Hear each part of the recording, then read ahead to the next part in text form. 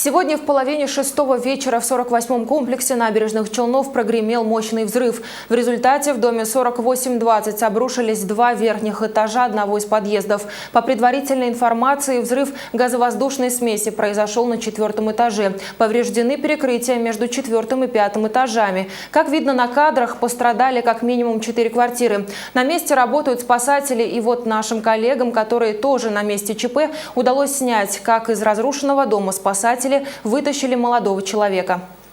Через дорогу даже сюда упали. Видите, какие глыбы? Арматура прям.